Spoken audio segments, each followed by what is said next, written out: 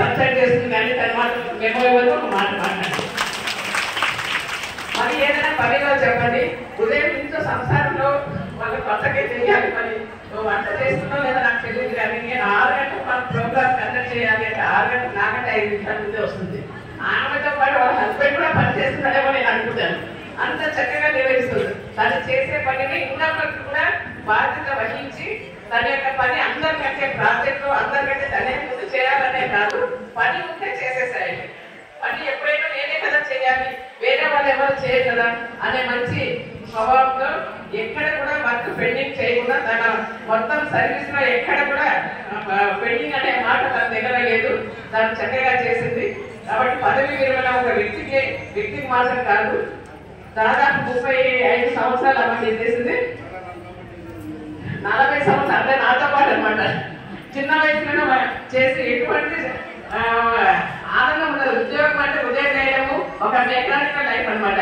40 సంవత్సరాలు కంటిన్యూస్ గా ఎటువంటి ఒడుదుడుగులు లేకుండా తను సర్వీస్ పూర్తి చేసుకొని మరి ఇన్ని రోజులు మన పనులకు కష్టపడింది. ఇప్పుడు తనంతకు తను చేసుకోవాలి. కాబట్టి భగవంతుడు కూడా నేను ఏం కోరుకుంటున్నాను అంటే ఇన్ని రోజులు తను ఎటువంటి సంతోషాన్ని, మన కుటుంబంలో ఏదైనా ఫంక్షన్ జరిగినా మేము ఫుల్ ఫ్లెడ్జ్ గా పార్టిసిపేట్ చేయలేము, బంధువుల దగ్గర ఫుల్ ఫ్లెడ్జ్ గా పార్టిసిపేట్ చేయలేము. ఎందుకంటే ఉద్యోగమే తన మంచి భావన ఉంది కాబట్టి, ఉద్యోగానికి మన మెయిన్ ఇంపార్టెన్స్ ఇచ్చింది కాబట్టి అటువంటి వాళ్ళతో కూడా మనం తను పార్టిసిపేట్ చేస్తున్నారు.